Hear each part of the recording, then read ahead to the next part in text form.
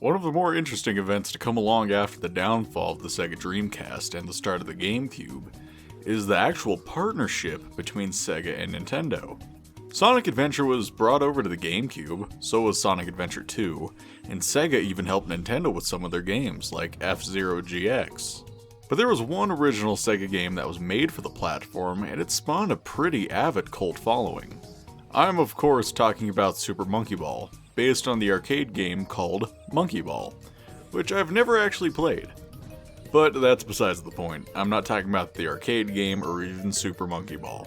This time on That Game Review Show, to celebrate Sega re-releasing one of the Monkey Ball games that no one really seems to like, Banana Blitz, I'm your host, James, and I'm going to be taking a look at one of my favorite Monkey Ball games, Super Monkey Ball Adventure.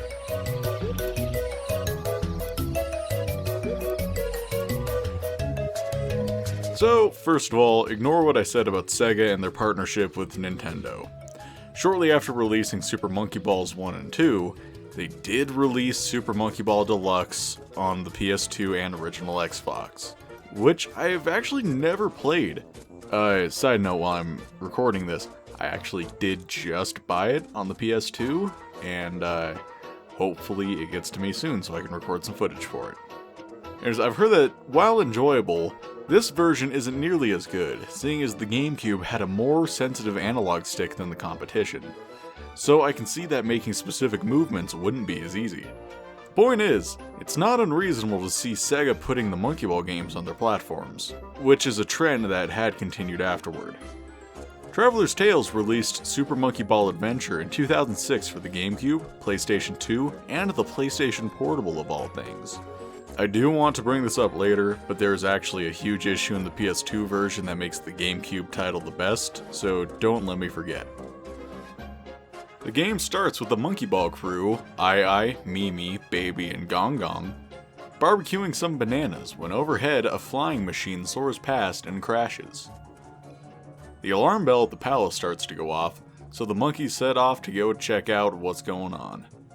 And this is where things go off the rails for the series, heading into uncharted territory. Instead of the game being based around puzzle-like action stages, the main campaign of the game is a full-on story mode, where you roll around in the ball as the monkey of your choice.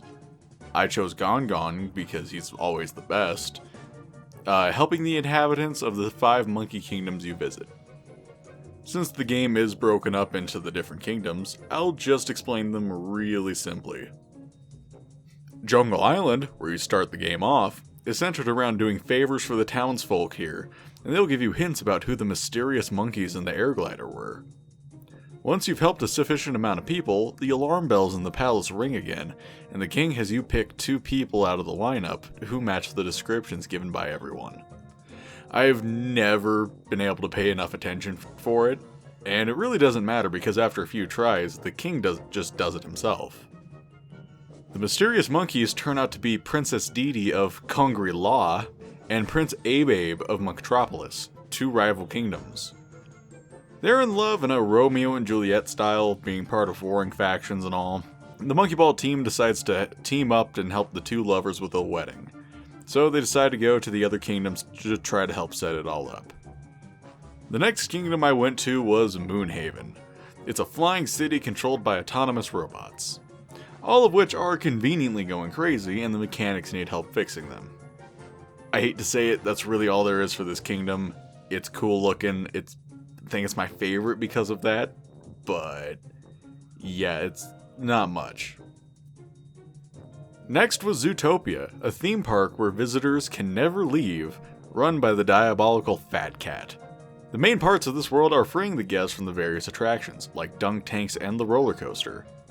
At the end of the world, you see that the Fat Cat isn't an actual cat. He's a robot gone haywire that keeps everyone there to force them to have fun. The owners of Zootopia come out and see that everyone there is miserable, and they finally allow everyone to leave. Monkeytropolis is the next and final main kingdom, a contemporary kingdom full of technology and cars and police officers. The president sends you across the ocean down into Kongri-La, where we see a rundown kingdom under the sea where the sunlight barely even reaches, filled with monkeys wearing masks, feeling the hatred of them in Monketropolis, since they thought the other group were just monsters. After doing some missions, the team causes the throne rooms of Monketropolis and Kangri-La to combine, and the two heads of the kingdoms put their masks on. Ai gets fed up with this and knocks the masks off, revealing that they are all, in fact, monkeys. The team convinces them that their children getting married is good, so they all meet up on Jungle Island, where celebration ensues. So it may feel like I rushed through the summaries for the kingdoms, but there is very little in terms of actual story, which I'm okay with. There's only one thing I would actually change about it, and that there is no actual antagonist. Despite the previous games, mostly Monkey Ball 2, introducing Dr. Badboon as a villain, they completely ignored that for this one. It's not a big deal, but it is something I took issue with. The gameplay, though, is where it all gets interesting. Instead of the level-based gameplay of the original games, Super Monkey Ball Adventure sees the monkeys roaming around the various kingdoms, talking to the inhabitants. There is no form of jump button, which honestly could have been useful in an open world game, but that's okay. The overworld design is pretty good for your limited movement, if a little obtuse at times. One downside is that there are some bumps that you just can't build up enough speed to get over.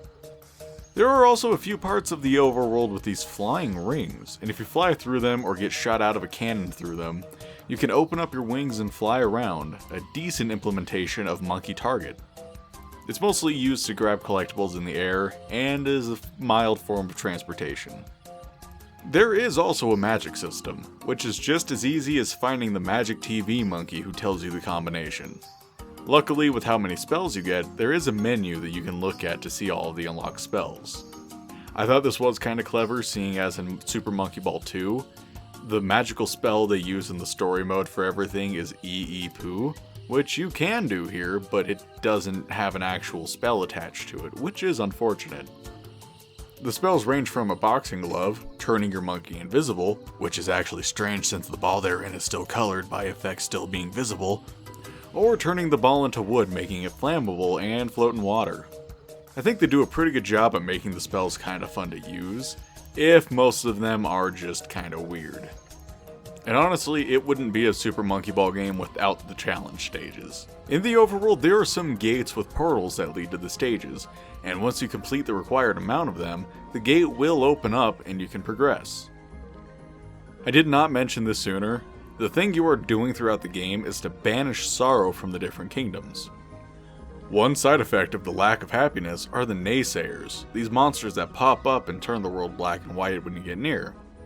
They aren't all that difficult to beat, but I do like that some of them do require the use of your powers, which is definitely neat. There is a little bit more to this game than just the story mode. Like the other Monkey Ball games, there is a challenge mode based on the different levels. While many of these are pretty good, it is really easy to tell that there is a real drop in quality from the previous Sega developed games. And when you do talk a drop in quality, you do have to bring up the minigames.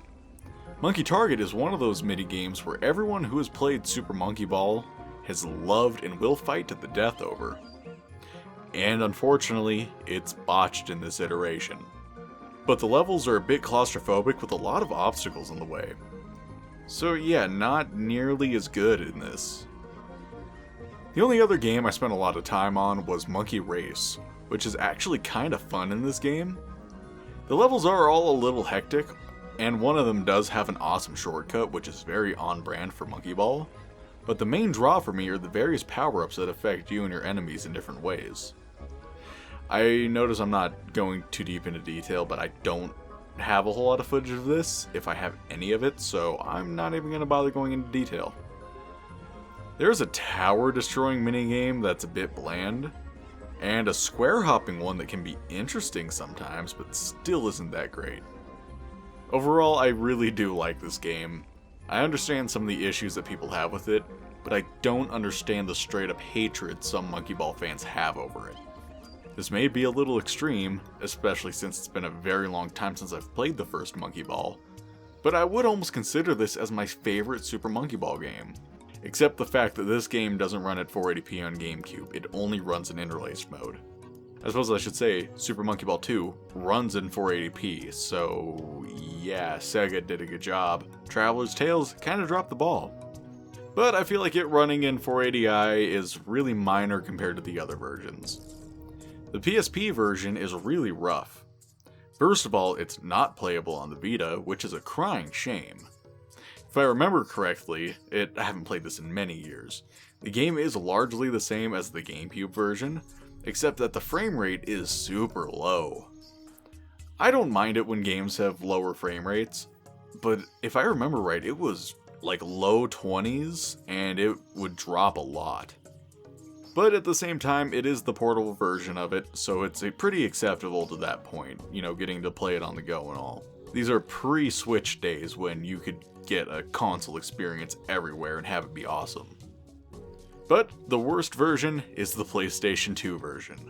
So I haven't actually played this on the PS2. I played it on my PC through an emulator, and I can't find the files to record footage for it, but I got a clip of it off of YouTube.